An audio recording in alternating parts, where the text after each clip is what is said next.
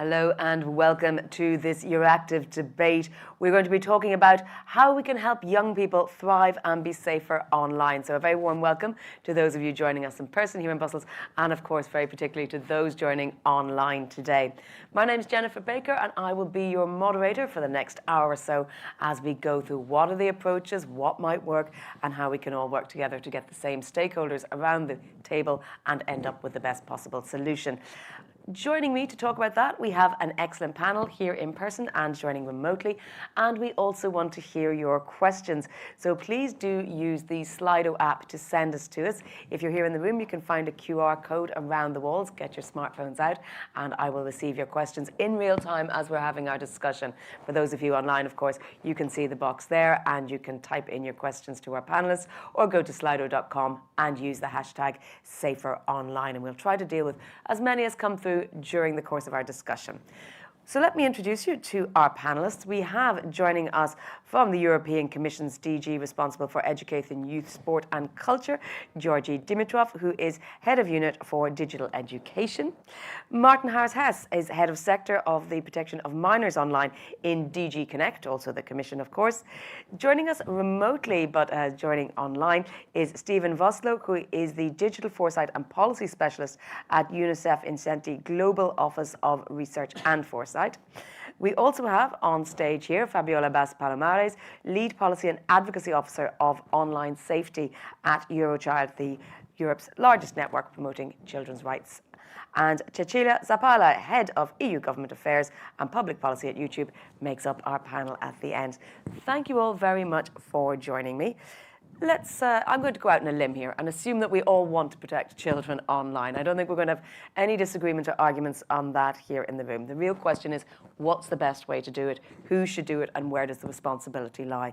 What sort of tools might be at our disposal? So I'm going to ask each of you to take a couple of minutes to set the scene, lay out the landscape, and give me your thoughts as you see the current ecosystem. Georgi, I'll start with you. Well, thank you, Jennifer, and good evening to all of you here and online. So I lead the digital education activities in the Commission, which is a very broad domain. I'm saying this upfront because I will speak primarily from the perspective of education.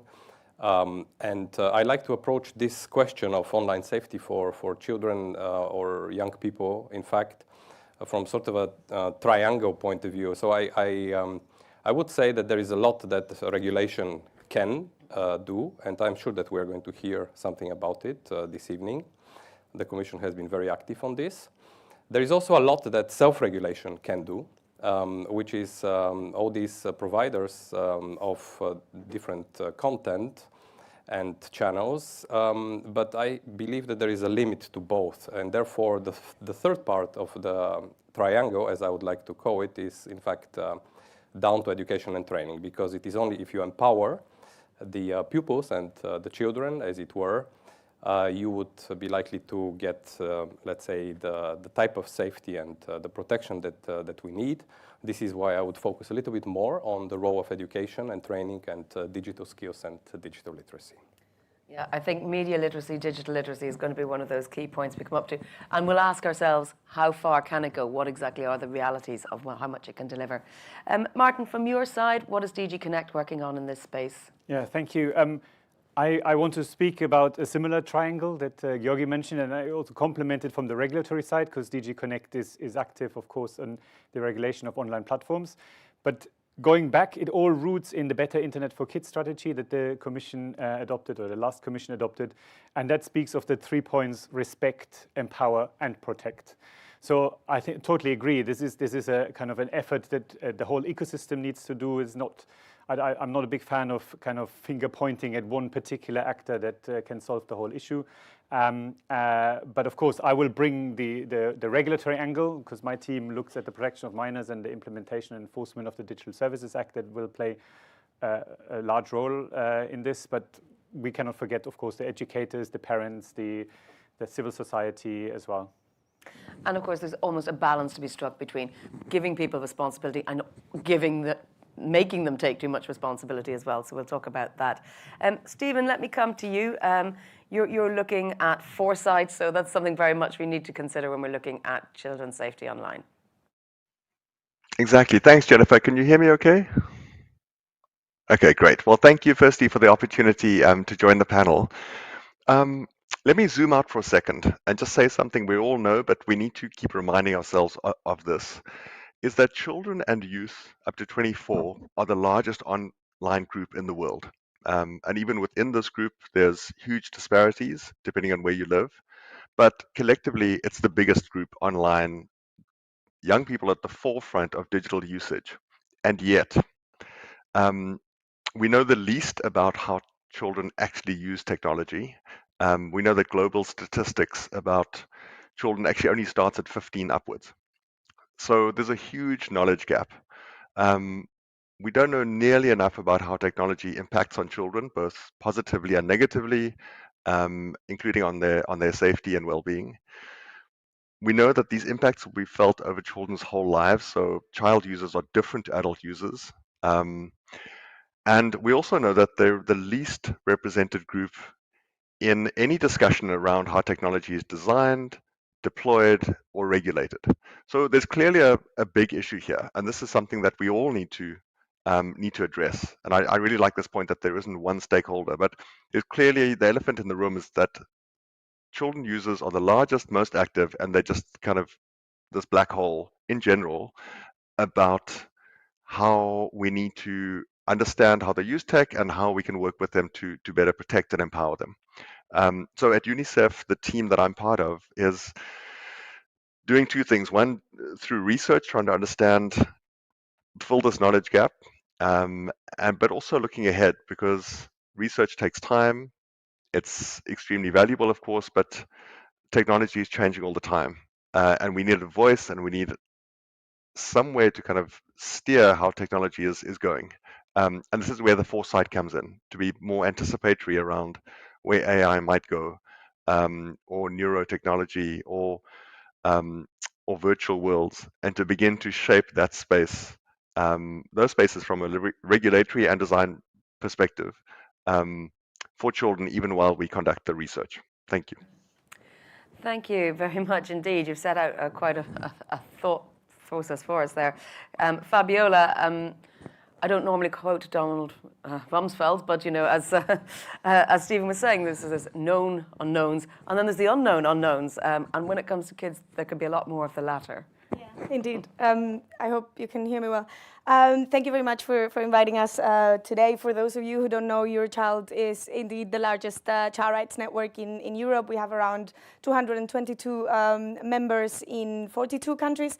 We work to put children's rights and the best interests of the child at the core of the EU agenda and the EU and EU policies. And then we also support our members at national level to also do that in their countries.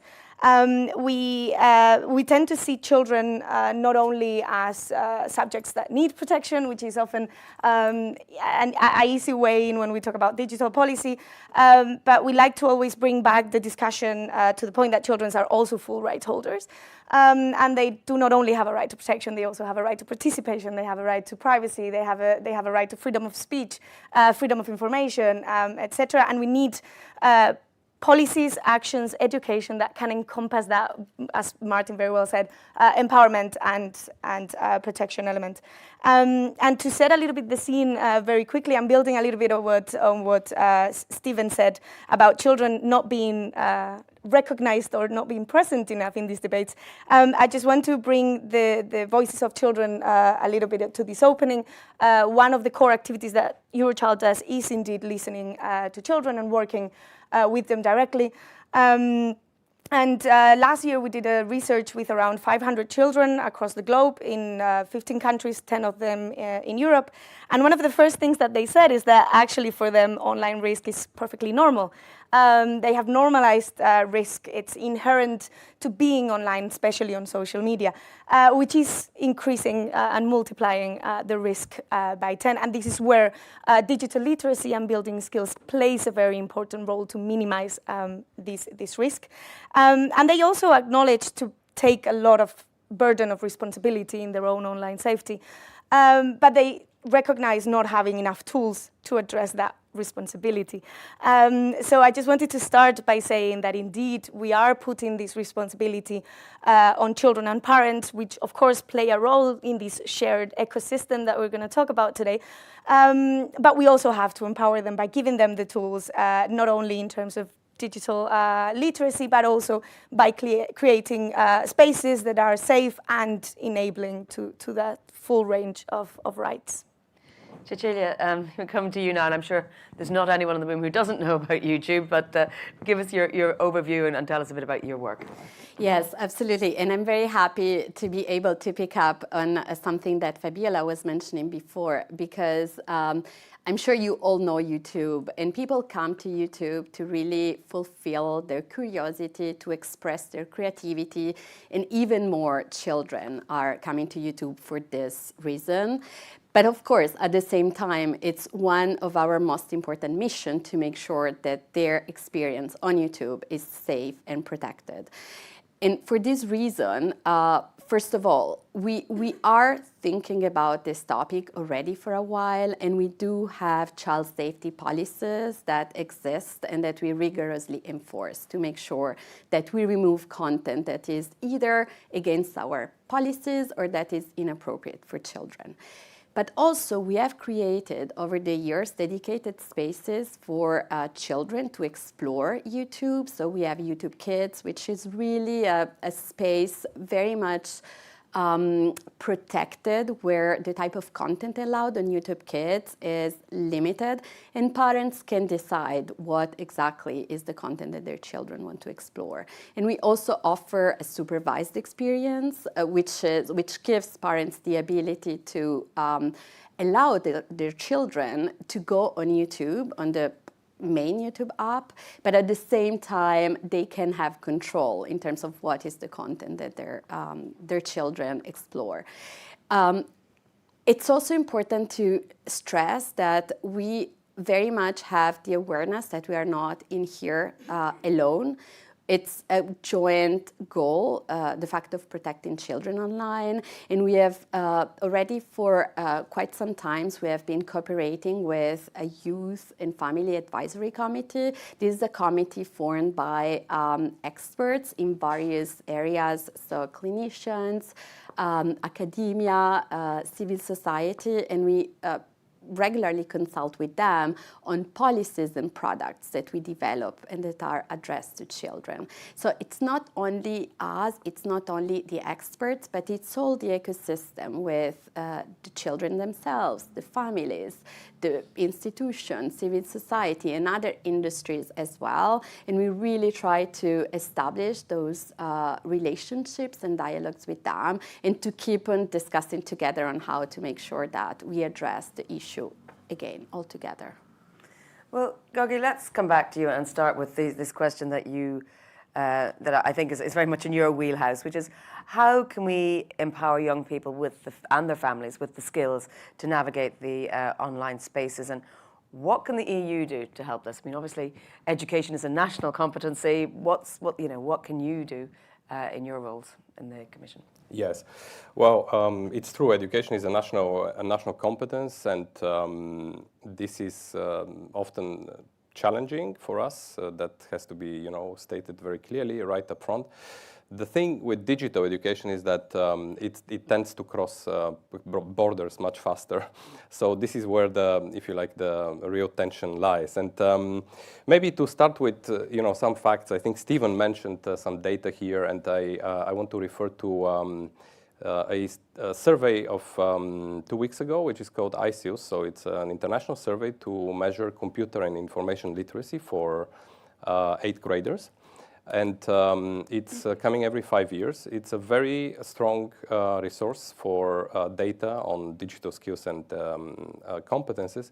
And what this survey tells us, and 22 member states participate, a couple are not part of it, is that almost half, well, precisely 43% of those actually do not even have basic digital skills. And I think this is where we need to start with. It is not conceivable to expect a meaningful navigation of an online space if half of your consumers or half of your users are not even able to perform basic digital skills, which include things like using a browser, searching and preparing an email or so on. So the question, the issue starts at the bottom of the pyramid, if I can put it like this. And it is important to have that number of 43 or whatever it is. It could be 41 or in some other countries it's a bit less, because if you think about for a second, and you're absolutely right that everybody knows YouTube. If you think about for a second the fact that everybody does use that type of media all the time, and I'm not singling out this one in particular. Then obviously people have to be equipped with knowing how to do. This is as if you were to read a book or to do a basic mathematic function and you would not know how to do that. So the problem is at the level of cognitive and skills acquisition through education and training. And this is what we have said in our Digital Education Action Plan, which is the policy which is governing all the efforts, limited as they are at the European level. And here is the root cause of the issue, the inability of education and training systems to provide for appropriate digital skills. And the data is out there. Now, what is it that we can do on our side? We work with two things. One is funding. The other is soft law, we like to call it, even though that is already, I think, maybe a stretch to call it law, because it is voluntary in terms of nature. And so we have, for example, council recommendations that we have asked the member states to adopt, and they did that, where they are committing themselves to provide for digital skills for children from an as early age as possible in as a continuous manner as possible, because there are a lot of breaks also between the different levels. We are also strongly supporting the continuous professional development of teachers, because in fact, it's a bit of a chicken and egg problem, because sometimes it's easy to say that the young people do not have the digital skills, but actually if all they see is a teacher who cannot also provide them, then we have to also be quite realistic in terms of where they learn that from or where they do not learn that from.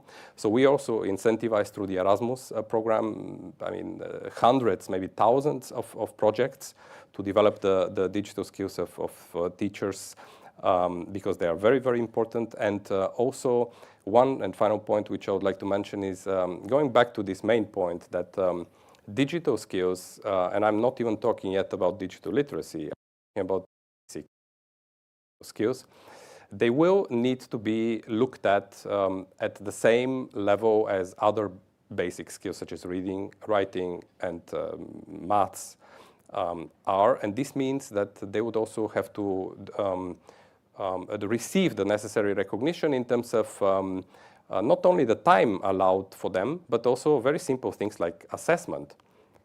The assessment of digital skills is not at all very well developed, and the new commission, which was just which just took office, will actually put forward an action plan on basic skills, and that action plan on basic skills will put also digital skills next to the other ones. Well, before we move on to the hard law, Fabiola, I would like to ask your opinion on these, if you like, softer skills, these digital skills, getting families and, as Georgi has mentioned, maybe teachers involved as well in enhancing digital literacy, which I think might be an underpinning to help them navigate the online space safely. Yeah, indeed, one of the things that we've learned by talking to children directly is that the digital skills and literacy that they're receiving in school is completely detached from the actual experiences that they're having online. And they feel that it's not helping their capacity to not only anticipate to risk, but also not respond to risk. It is also something that we have learned from parents, so we also engage caregivers in this research, and both groups actually demanded more and better in the terms of being more relatable to them, better digital literacy in schools. But I do want to raise a couple of points that to say that digital literacy is indeed one of the pieces that are important in this puzzle, but it's not infallible. It doesn't reach all children. There are many children who are left behind in terms of building those digital skills. And I'm thinking especially children who are outside of family care, but also children with disabilities and children with vulnerable backgrounds that not always finish their studies. Those children are usually left behind in this kind of evolutive approach. And it's very important that member states put more means to be able to address the different needs of all children. And also the fact that we have seen through our members that member states and educational systems in particular generally lack the flexibility to adapt to emerging risks. The digital environment evolves really fast, and the risks that children encounter evolve even faster. And we see that these programs are usually too rigid to be able to address these evolving risks. I don't have the solution as to how to do it, but I did want to raise a little bit the flag for then our colleagues that actually do have the power to do it, to address it. Well, thank you. I'm going to pick up on some of those points and ask Stephen as well to sort of build on what you're saying about how can we account for these differing developmental needs of children and teenagers. As we're hearing, they are different levels of media and digital literacy. So how do we cope with that? How can we measure it in the first place? But how do we empower the young people through the sort of literacy they need if they're all at different levels? That's a really great question, and both Georgie and Fabiola have kind of touched on the many challenges we face. And so, obviously, UNICEF works in Europe, but globally. And the point about teacher digital literacy is a low teacher digital literacy is a real issue. So, and even parental and family digital literacy is a real issue.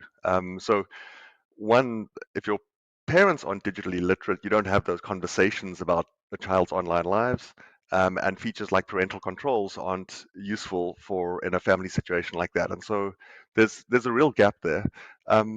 We are doing research on this, and we are doing some analysis at the moment, which I'm afraid I wish I could share with you now, but I will in a few months.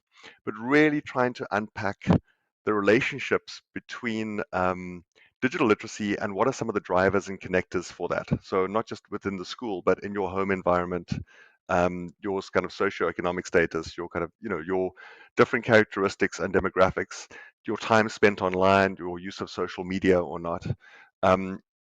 We are looking at the disrupting harm data that UNICEF has been collecting in a project that's already done 13 countries. We're doing another 12 now.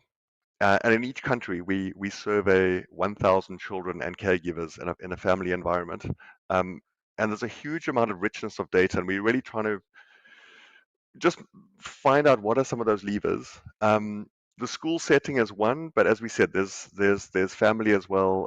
There's the home setting.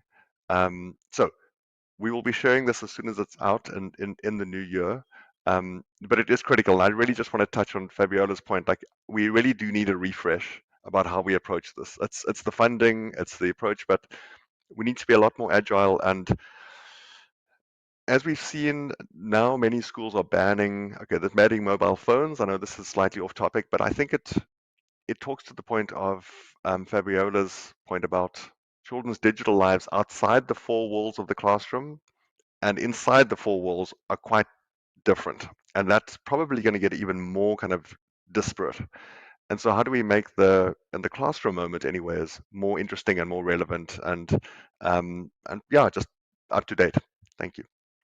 Well, thank you. I mean, I recently did a media literacy event where someone said, oh, you put parental controls, and then they have to go and ask the kids how they switch on the parental controls.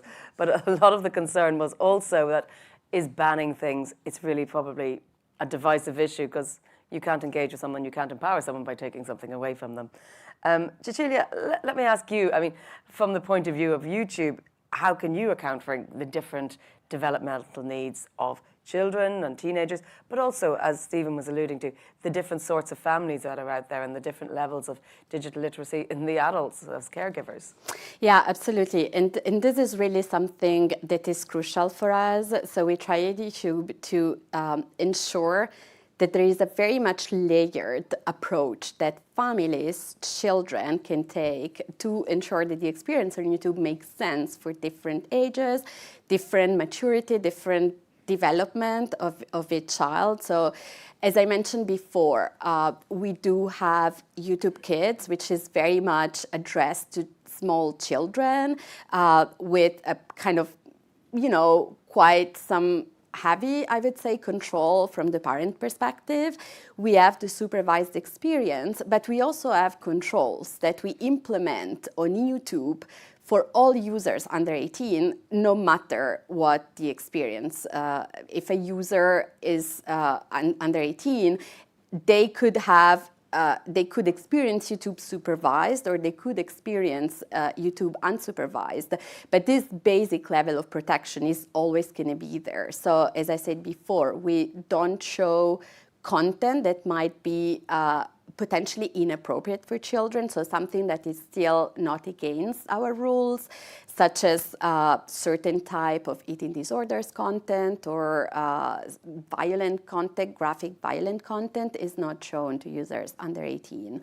Also, we do have well-being settings, such as reminders to take a break or to go to bed, that again are on by default for all users under 18. And we also disabled autoplay for all users. So again, there is a level of empowerment that we want to give families and guardians, but there is also a basic set of protections that we implement because we know that somehow it's our responsibility to also not put the burden entirely on the families. As I said before, we see that as very much a shared responsibility.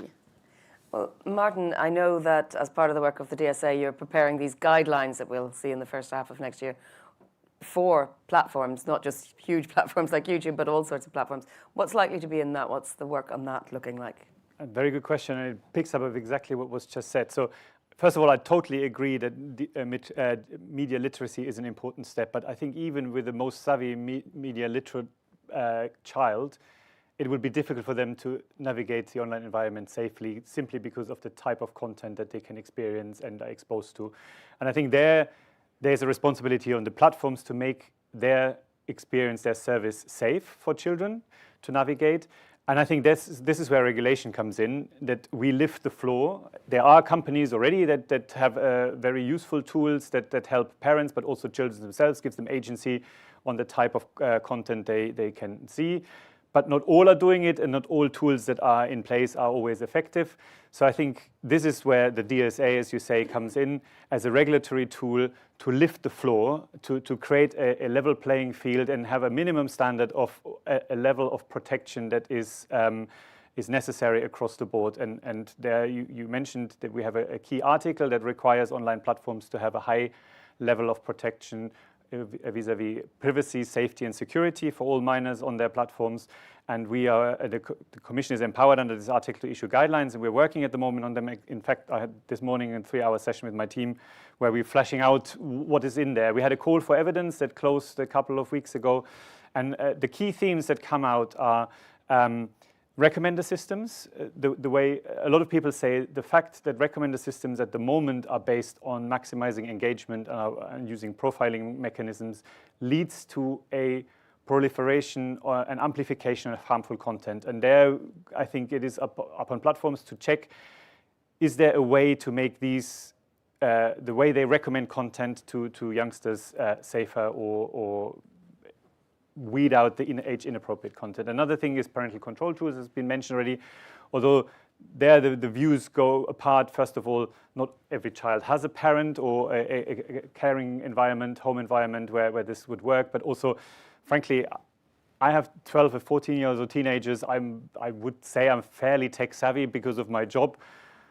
I'm try and be a good parent, but I can't be a good parent all the time. And I don't want to control my kids in a way that I'm hovering over them all the time and check which content they see and stuff. So I think putting the responsibility and onus always through these tools on parents is also not the right way. I think platforms have to do more to create a safe environment. Then privacy settings by default, who can contact a child, like the open public profiles should be switched off by default, for example. These are all topics that we will look at in the guidelines. I mean, I can't tell you yet what exactly will be in there, but I think it gives you a flavor. And of course, the big elephant in the room, age verification, which is, that's my personal view, it's not a silver bullet either, especially since we are now speaking about participatory rights, because you could take a very lazy approach and say, well, we exclude children from this experience and then they're safe. But then you cut off their freedom of information, freedom of expression.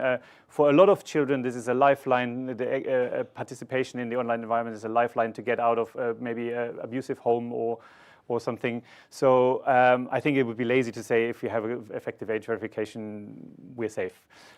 But there is certain content where I think it is a very strong responsibility on the platforms to make sure that under 18-year-olds don't have. I'm thinking about adult content, gratuitous violence, pornographic content, something like this. And there, I think it is on the platform to have effective age verification in place, just to make sure this is not for under 18s.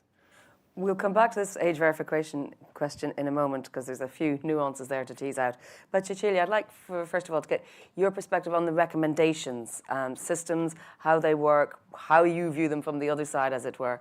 And if there is a balance to be struck between increasing engagement, which is obviously the aim of any platform, and yet decreasing the sort of harmful, potentially harmful engagement that might be inappropriate for minors.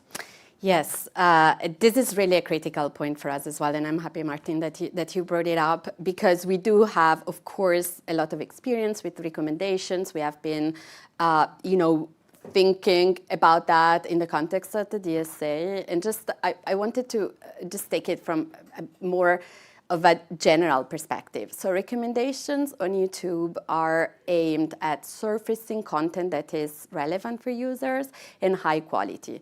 And this is true for everyone, but is even more true for young people on YouTube. We really see recommendations as something that enables us to offer an age-appropriate experience and a safe experience. We have developed high-quality guidelines for content addressed to children, and we have fed those guidelines to our creators on YouTube for them to know what is high-quality content for kids, so they know. And then secondly, our machine learning-powered integrate those principles to surface content that is high quality and relevant for children. So it's very important to also see recommendations from the angle of protection. But of course, we also know that there might be issues related to recommendations. And for this reason, we have implemented an update already late last year, whereby we actually, in conversation with our Youth and Family Advisory Committee that I was mentioning before, we became aware that there is some type of content that is potentially harmless if seen just once, but could be harmful, potentially problematic if seen repeatedly. So what we did is that we updated the recommendations for all users under 18 to show less of this type of content. And I'm thinking about content that idealizes or compares physical features, or content that depicts real-world social aggression, like verbal altercations.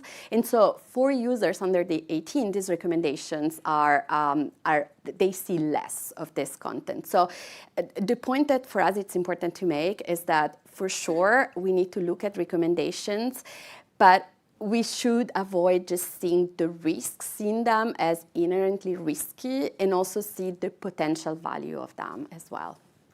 I'll probably wrap up with a little more positivity on the value at the very end, and we can talk about a little bit like gamification as a teaching tool and so on. But Stephen, I want to come to you and ask, what sort of safeguards would you like to see in place to make minors safer online? We've heard from Martin about the potential guidelines we could see coming from the Commission to platforms in a kind of regulatory way. But I'm conscious of other sorts of safeguards we might need. I mean, we're talking primarily about content here, but there are issues like cyberbullying, for example, that we haven't touched on yet. Thanks, Jennifer. I think Martin said many of the kind of the big hits, and a lot of this, in many ways, isn't rocket science. If we do really apply age-appropriate design approaches and safety by design and privacy settings to the maximum, I think you would actually cover quite a lot of ground. If I can just mention kind of two things. The one is that this is now stepping outside of the platform itself. We also know that, a lot of harms or risks and harms can happen on the platforms. But what UNICEF has been doing, and I know many of the folks here as well, is taking this ecosystem view. If there is a harm on a platform, how is it reported, and what is the kind of the offline mechanisms to support children? And so that kind of the legislative frameworks, and obviously the DSA is part of that, but really, the legislative framework that needs to be strengthened, updated, the social workers, the law enforcement, the courts, how to deal with these issues. And so I think this is not a technical solution, it's a kind of almost a social, societal solution, is really educating the broader ecosystem about some of the online harms that can happen. And so if they do happen on the platforms or online, how do we provide kind of a more holistic solution for and support for children? Yeah. Fabiola, same question to you. I mean, I know that you probably have ideas around things like recommender systems limits and sort of sensitivity, sort of default settings. What's your thoughts there? I'm very happy to hear that there is going to be a certain focus on avoiding kind of approaches that put maximizing engagement of children before anything else. It is one of our key concerns, and that it's linked directly to the design of the feature of the platforms. That it's why our approach is not necessarily about specific content, even though there are many content and contact related risks, such as you mentioned, cyberbullying, but also child sexual abuse, which is rampant, and it's a crisis that we haven't yet found the way to fully contain. But we believe that the key prevention effort relies on the design of the platforms themselves. Recommender systems is indeed one part of it, but we think that a very useful tool, for example, and this is a very practical recommendation for when we talk about a recommender system, is the implementation of child rights impact assessments, which there is a lot of good practice on how to do this and how to embed child rights impact assessments in the design of digital services and products. And the aim is to put the best interests of the child ahead of commercial interest, with that kind of holistic view of not only protection but also empowerment. So safeguards are not only needed to prevent and protect from harm, and we have heard many safeguards in this part of the conversation, but also I'm thinking about policies to detect, report, and remove child sexual abuse material, but also other types of illegal material that are seriously harmful for children. But also we need measures that empower children as digital users, which, as Stephen mentioned, safety by design strategies try to do that in a most holistic way possible. We're talking about age assurance, appropriate and when needed, but also minimization of data collection for children. Child-friendly information is crucial. The fact that terms and conditions are in languages and in forms that children cannot even access or understand means that children are signing contracts without knowing what they're committing to. But also child-friendly information throughout the user experience. High privacy by default in terms of also shareability of the content, not only visibility, but also where and who can see the content that children post. Effective reporting and redress, which is very important, and it's something that also come up. And with this, I will wrap up. I could go on forever, I feel, with this.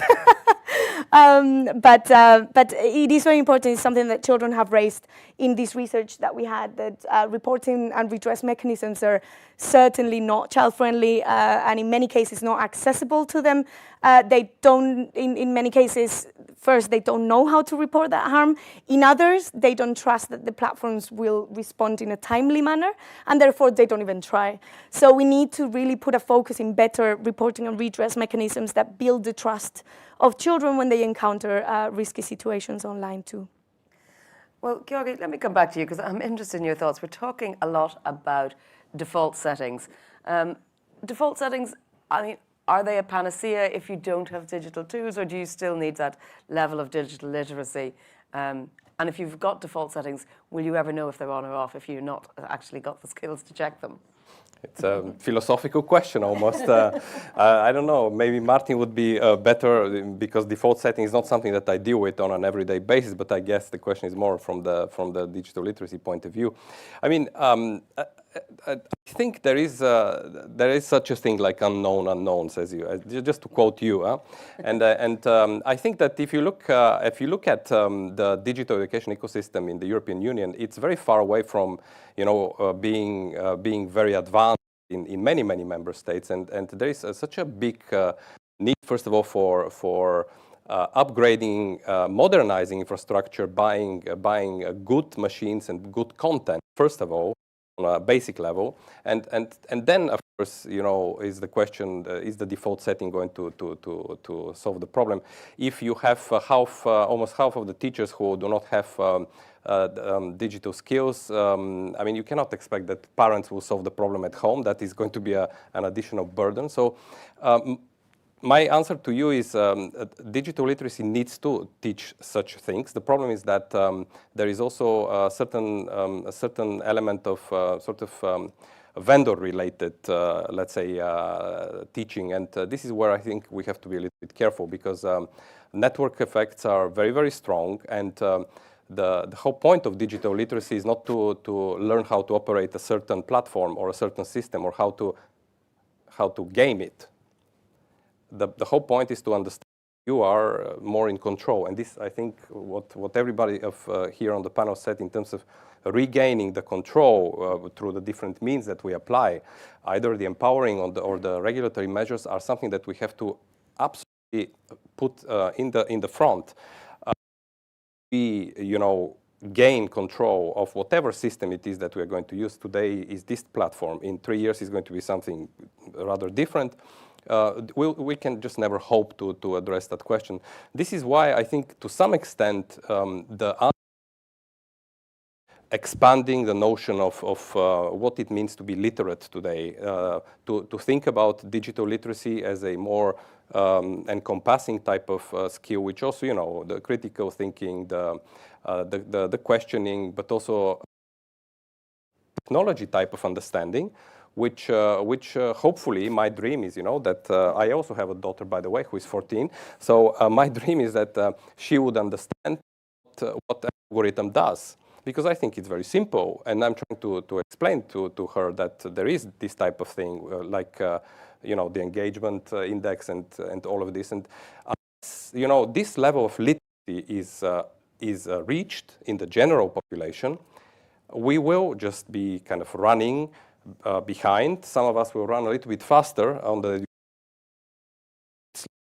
and it's going to be a race we can never win. So the concept of the literacy expanded, be also including much more the technology parts, and for this we have, because basically we don't have the teachers to do that.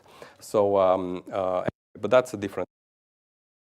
I do want to come back around, Martin, to this age verification point, and to sort of interrogate it a little bit from the perspective of differing levels. Differing levels across the EU. So, different standards in different countries, different approaches to verifying it. I mean, what are we going to do at EU level to sort of try and harmonize that? And I'm going to come to Cecilia and ask not about the technical solutions, but just to reflect on where a patchwork makes things difficult.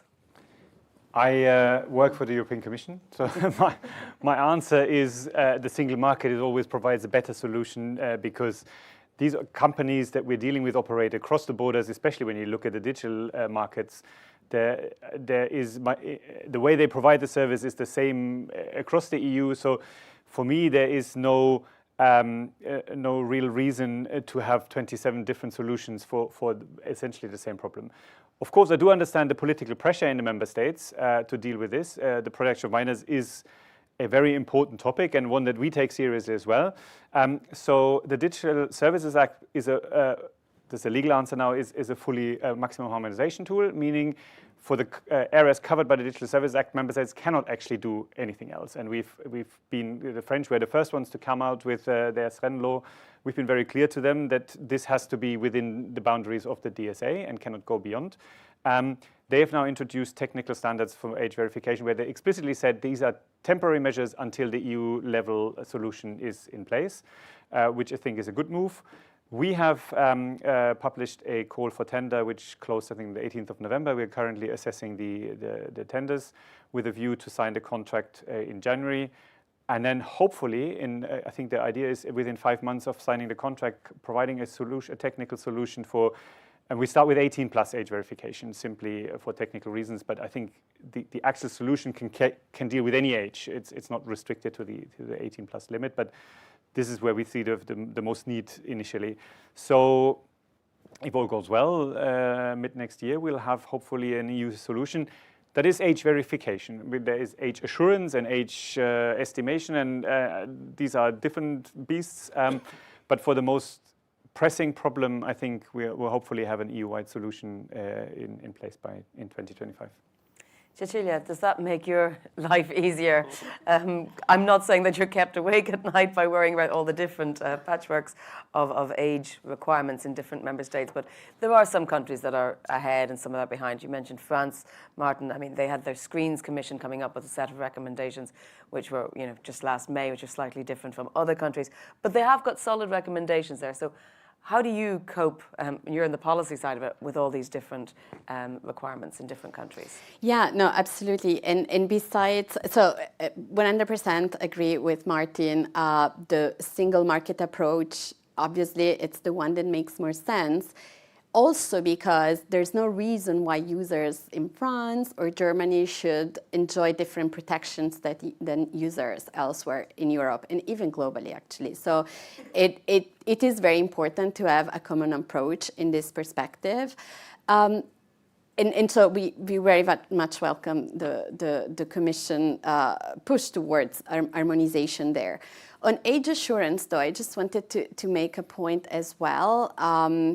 And again, what Martin was mentioning before, the fact that age assurance is one aspect amongst other is something that we definitely agree with. So there have been calls for age assurance, hard age verification. And from our perspective, it's important to realize that there needs to be a risk-based approach on age assurance. So not all services this kind of present the same level of risk. So not age verification shouldn't happen at any level for any services. And also, it's important, once again, to consider the ecosystem and avoid saying that age verification should happen at just one level of the ecosystem. So this is very much a shared responsibility. There are many players, and all of them have one part to play on ensuring that the experience of children online is safe. Stephen, we have questions from an audience specifically for you. Angelina Chechkovska is asking, practically speaking, what are the strategies for foresight, predicting and preventing new technology risks for children rather than repairing after the harm has been done? So prevention rather than cure. I mean, your whole job centres around foresight. And I also wanted to ask you, what are the new and emerging technologies that might be posing the biggest challenges?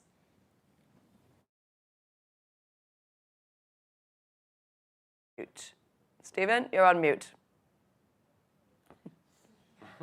I'm sorry, thank you. 3 years of COVID and Zoom, I still make that mistake, sorry. Had to say it. So thank you, that's a great question. I think the quickest answer I can give is to point you to UNICEF's Youth Foresight Fellows and the work that they're doing. So it's a team within this office that engages young people, children and youth through a range of activities on how different foresight methodologies, because there are different ones, from horizon scanning to futures wheel to scenario development, and they all have strengths and weaknesses depending on the topic. But we've developed kind of a playbook. In fact, the youth fellows developed a playbook with all these methods. And they've also just released, just a few months ago, their kind of vision of different technologies and how they see them playing out in the future after having actually applied these methods. So really interesting stuff. It's the materials are on the UNICEF Innocenti website, and I would encourage, really everyone to use the tools yourselves, but use them with young people. You really do get a different and fresh perspective on the technology and how it's being used and where it might go. In terms of what's coming down the line, in my role, I'm obviously, like everyone here, watching AI very closely. And I led work that kind of, I think 2.5 years ago, we published guidance, the first UN guidance on AI for children, and was aimed at policymakers and at companies. And we've been reflecting on how quickly the world has changed since then, and we need to update it. The principles in many ways stay the same, but things like conversational AI and how young people are interacting with AI systems, whether it's for homework help or for life advice, and what are some of the opportunities and risks around that, or the kind of the digital skills, coming back to that, with the foundational digital skills, but to complicate things even further, what are some of the new skills that are going to be needed in this evolving digital landscape? The other area that I'm looking at is neurotechnology. So we all know about kind of brain implants and very highly specialized cases, but probably how it will play out at a societal level is kind of wearables, gaming devices, health trackers, and tying that up with your digital life and your digital kind of environment. And there's a lot of interesting opportunities here, but also risks. And I think it's both the AI and something like neurotech. Having learned the lessons of inaction on other types of technologies, we now, I think, in a much better place to be anticipatory and go, this might be coming down the line in a few years' time. We should start having the conversation now and get ahead of it.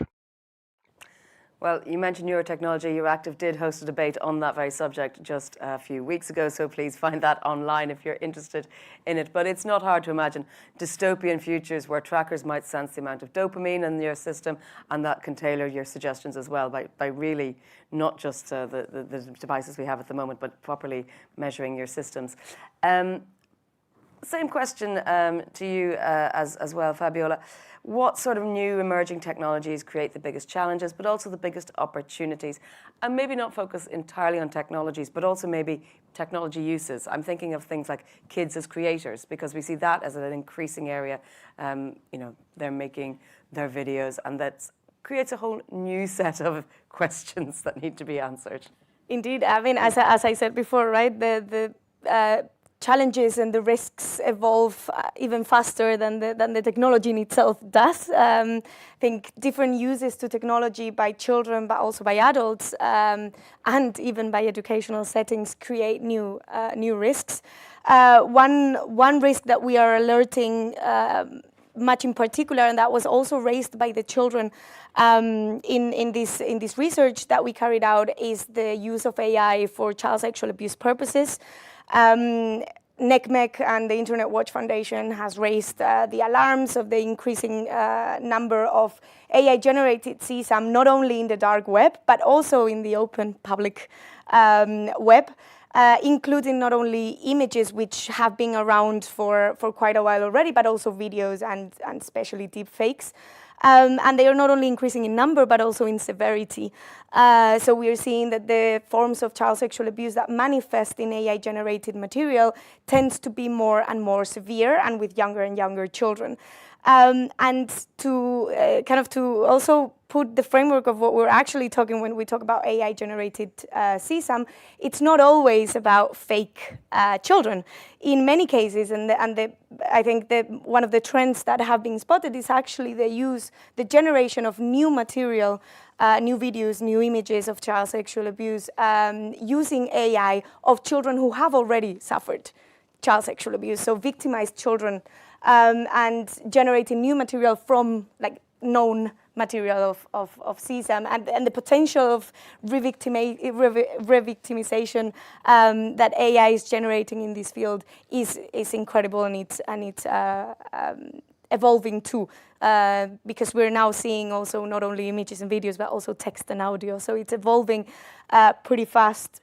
However, not everything is risk. There are also quite a lot of opportunities that we are seeing from the side of not only children as creators, but also as active users of social media, taking the agency to decide and cater for the material and for the content that they see and share. Children are gaining, I think, also paired with that digital literacy and skills that we were talking, they are gaining more and more agency to be able to decide what kind of experience they want to have online. And I think there are new features and settings and technologies that allow for that increasingly in social media. I think we're refining the technology also, in many cases, AI-based technology to be able to cater the experiences more and more for children. And a last kind of emerging risk that we're also seeing is the risk of sharenting. So for context, sharenting involves when a parent shares images, videos, information of their children online, in many cases not knowingly, not knowing the risks of that, what that can entail, and not knowing that it's in many cases an invasion of the child's right to privacy, but the risks associated to giving visibility to children very young, and how those images and videos are being after misused by other accounts is also on the rise. Oh, yeah, sorry, Martin. No, if I can come in, because it fits here very well. I think the evolving risk landscape is a problem that regulators have faced for a long time, but I think it's particularly difficult in a digital environment because of the fast pace of development. And kind of conscious of that, I think when the legislator looked at adopting the Digital Services Act, they tried to future-proof it, because they were aware that by the time it goes through Parliament and Council and is adopted, we're facing a completely different digital economy already. But one of the kind of key provisions, especially for the very large online platforms, is this annual risk cycle, that they have to carry out an assessment of systemic risks their platform or the services they offer pose for their users. And there's a catalog of values and risks that they should look at. Specifically, protection of minors is one of them. And then assess these systemic risks and propose effective mitigation measures to address these. And this is an annual repeated cycle. So you don't do it once and then you kind of say, I'm done. But you come back a year later and say, okay, how has the service provision evolved? What are the new risks? Gen AI now comes out, do I use it? How do I use it? What kind of risks does it pose? And the idea behind it is precisely, keep up with the developments and anticipate new risks and assess them when they come along, so that you don't each time have to draft a new law that deals with it. Cecilia, when you're listening to what Martin's talking about and not foreseeing perhaps certain things that will come along, I don't know, like for example, we didn't know that kids were going to interact with chatbots in the way that they do. Is something like just a default position on transparency and labeling every new feature a way to go in helping to mitigate concerns in this area? I guess it really depends. I know it might be a very obvious answer, but as Martin mentioned, we do actually from this year, we do publish our risk assessment under the DSA, and so again, everyone can read it and assess. And in terms of new features, a new product, as I mentioned before, we try to be very careful to things that emerge and to be really ahead of trends. And that's also the reason why We consult with our experts. We consult with a number of stakeholders in this space to be able to fine-tune and to update our policies. And this is a process that actually happens on a regular basis to respond to challenges. Now, AI is a kind of, it's a very much area which is in development. So our policies apply to AI. So as I said before, we have child safety policies, no matter what is the content that this applies to, if it's synthetic or altered, if it's real, if it's AI. And so it's important to keep in mind that we have this, and we also rolled out some additional policies and obligations for creators related to AI. So it's really something that it's important to keep an eye on and to be ready and fast in responding and update the policies if needed. Stephen, let me come back to you just briefly as well. I had asked you about the new and emerging technologies that create the challenges. Let me ask you about the opportunities. Can you perhaps elucidate on some of those? So we are certainly looking at AI in education. This is a huge potential area, but we really need to kind of, all of us, move beyond the hype and better understand what works and what doesn't in education. So for example, how can teachers be better supported, not replaced? Or how does AI work for teaching and learning in different contexts? And as as Georgie said, even within the EU, there are disparities in levels of digital literacy and in infrastructure. If you think at a global level, there's a real spectrum of where countries or communities within countries are at, and what kind of technology they can leverage, and how what works and what doesn't. So in the education space is a big area. The neurotech I mentioned, again, looking at, I think for all of these, we really don't only want to take a protectionist perspective, as important as that is, but a bit like the BIK plus strategy. It's protection, empowerment, and respect. And so for all of these things, there are opportunities. I think the AI, again, and the skills issue, not just the digital skills, but the life skills in an AI future or in a more digitalized future, is a huge question that we all need to tackle. I think a big challenge and opportunity for all of us is, how do we think better about answering this question about what are those skills? How do we model kind of and better anticipate the future? And how do we use technologies to help us answer that? Well, that's not an easy answer, Stephen. You've not just given us the silver bullet I was hoping you'd deliver. We are just about sort of 15 minutes or so left. So I think we can do a final round. Everyone can have 3 minutes to give me your optimisms and your hopes for the future, and whatever call you would like to see for change in the future. Georgi, let me go to you. I know a lot of work is being done in the European Commission, and it's got the high-level working group on media literacy. It's got lots of digital literacy campaigns. Is there something we should be watching out for in the future that will move the needle, or that we'll be able to assess where we are in Europe as a whole?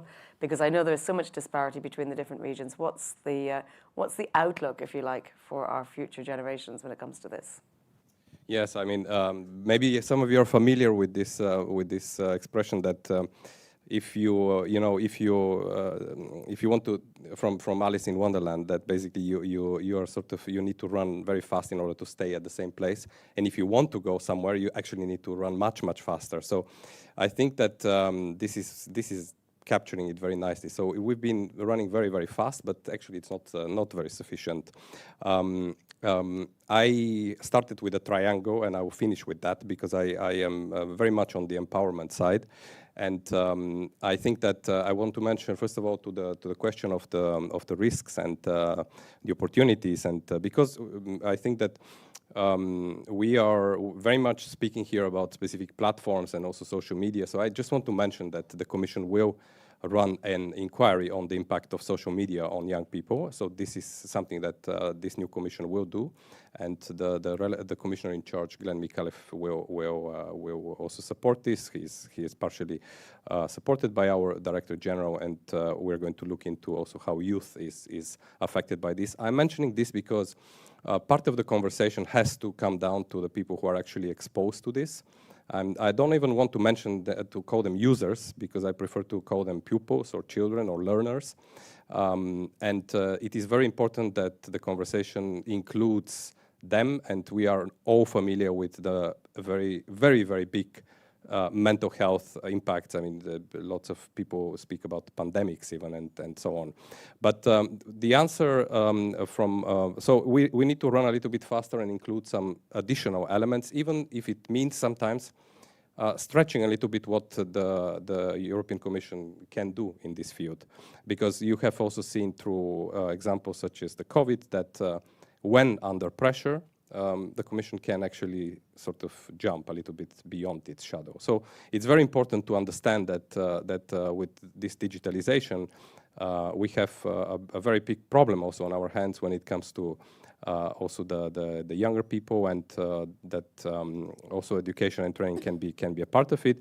What we can expect from it is, so I mentioned the work that I'm involved in to lead the Digital Education Action Plan, which has a number of different actions, which include, by the way, also what Steve mentioned, AI in education. We have a huge line of work there. We have guidelines on disinformation for educators. We have guidelines on AI for educators. And we're currently reviewing the specific actions, and we will put forward in a couple of months some new ideas on how to tackle some of the, let's say, bigger problems. And we would then look, of course, at the entirety of the education system.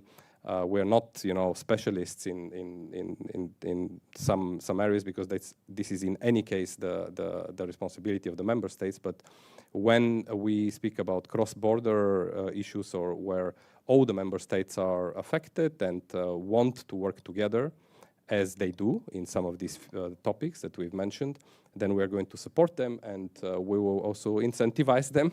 We'll give them some money. We'll also give them some policy recommendation to follow. I'm afraid I don't have the silver bullet answer for you, but I think it's also in the willingness sometimes to run a little bit faster than so far. Well, everybody always likes it when the Commission says they're going to give them money. So. Oh, yeah, that's what I mentioned. Yeah.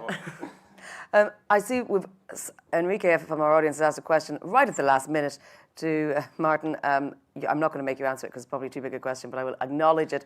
Do you see it feasible to perform an impact or risk assessment on a legislative proposal after it's been considerably modified by co-legislators and before it faces trialogue? I don't think we're going to get into that now. It's a bit too big of a can of worms. Enrique, you should have asked that earlier. Martin, I'll just give you your 3 minutes to give us what we can expect and what your takeaways are. Thank you. And I want to kind of end with a bit of a hopeful comment. Of course, focusing on my expertise, the regulated sector and entities, but fully acknowledging that this is a common endeavor that needs a concerted effort from a wide range of parties. But I hope that through the Digital Services Act, which gives us a bit of a stick, but it is not just about enforcement. It is using this kind of threat of enforcement to get the platforms to the table for a regulatory dialogue.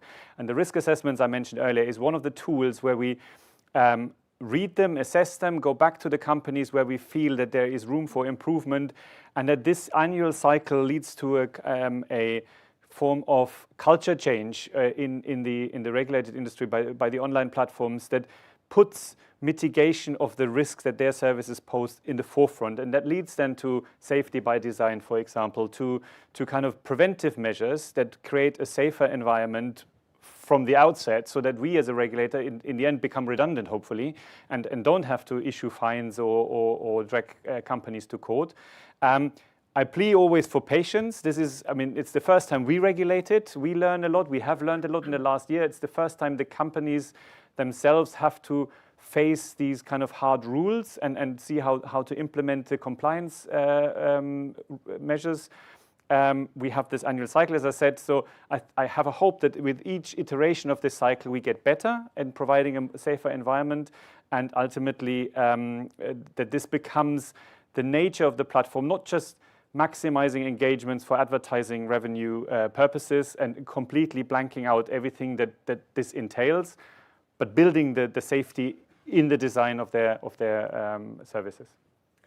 Stephen, well, Martin there mentioned a culture shift that might be needed. Are you optimistic about such a thing happening?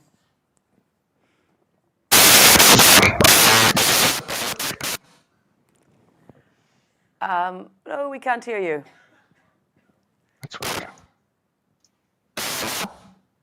Oh dear, I think that's a connection issue, possibly at your end. Martin, give me a thumbs up or a thumbs down whether you're optimistic.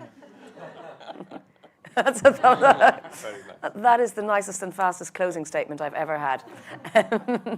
So I'll turn to you, Fabiola, for your closing remarks and your thoughts. I have to say, I am also optimistic to a certain degree, at least. So as a child rights organization, we anchor our work, and we hope to anchor also these conversations on the UN Convention on the Rights of the Child, and its associated General Comment number 25, which is on children's rights in the digital environment, and which puts the focus of the responsibility for providing safe digital environments and experiences on regulators, governments, and online platforms. So I wanted to finish with just a brief call to these stakeholders, because I do want to come back to what we said at the beginning of this shared responsibility. Parents and teachers, educators, adults of confidence, caregivers, they all play a substantial role in keeping children safe online. And it goes a little bit beyond also digital literacy, as they are often interlocutors of how to guarantee these children's rights and to address the needs of a different cohort of children across the globe with very different needs online. But they are often the most powerless to do something about it. So that is why I wanted to put the focus more on regulators and online platforms. We think that regulators, at least in Europe, are on the right path moving forward, and that is why I am optimistic looking ahead in the future. But I believe they need to listen more to children's views directly. This willingness to regulate the digital environment needs to be kept up, but it needs to be more ambitious to avoid putting children's rights in a secondary place. We see in many safety debates that often collide with privacy rights, cybersecurity conversations, that children's rights end up being in the back end of the conversation, and children's needs are the last consideration when it comes to big digital policy. So I wanted to make an emphasis of the need to put children's views and real needs at the center and at the front of the policy debate at all times, especially when it comes to digital technology. And for online platforms, and I know some of you here present, complying with existing regulation is, of course, one big part of it. But for us, we think complying with existing regulation will solve only part of the problem, and that foresight that we were talking about and that emerging risks requires to go a step beyond that and exercise socially responsible and inclusive innovation, invest in technology and in innovation to keep children safe, keep advancing the technology that curate children's experiences to provide age-appropriate experiences online.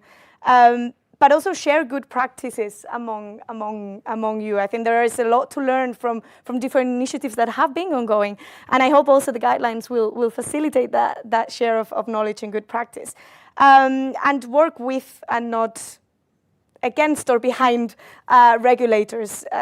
Be the force behind that path towards not only more hard regulation, but also more soft policy with self-regulation and voluntary codes of practice that have a huge potential in terms of building on children's rights online. Cecilia, you get the final word, which is sometimes a poison chalice, because a lot has already been said. And I think it's clear that what we said at the outset, that there is a diverse group of stakeholders who all want to act in consort to deliver the same thing. The question is dividing that up. Obviously, if we're talking about foresight, we need to have you as the big platforms at the table, because only you know necessarily what your engineers are working on. So tell us a little bit about what you can do to help that, and also what you need from other stakeholders. Yes, absolutely. And it actually doesn't happen very often, but I agree with everyone, with everyone's closing statement. So I'm also optimistic. And I also think that we have now a very solid regulatory architecture with the DSA, the guidelines, the Audiovisual Media Services Directives, other initiatives, EIDAS, which provide a framework within which we really need to keep on discussing and sit at the table. And we are very happy that we are doing that already, and we want to do more of that. Sit at the table with the civil society, with the regulators, with children, with families, with parents, with experts, because again, this is just the only way really to make sure that we all deliver on our little part of responsibilities that we all have. So yeah, just very much in agreement. Very much in agreement. Well, sometimes unusual for a panel, but not today. Thank you all very much. Thank you for all our panelists, including Stephen joining remotely. Thank you for your questions, some of which arrived at just the last minute as we were wrapping up, so we didn't get to them. But if you are interested in this topic, do stay tuned. We will be talking about it again. You can find out more information about Euractiv debates at events.euractiv.com, and you can find us online on the social media of your choice using the hashtag #EADebates. That's a wrap for today, and have a very good evening.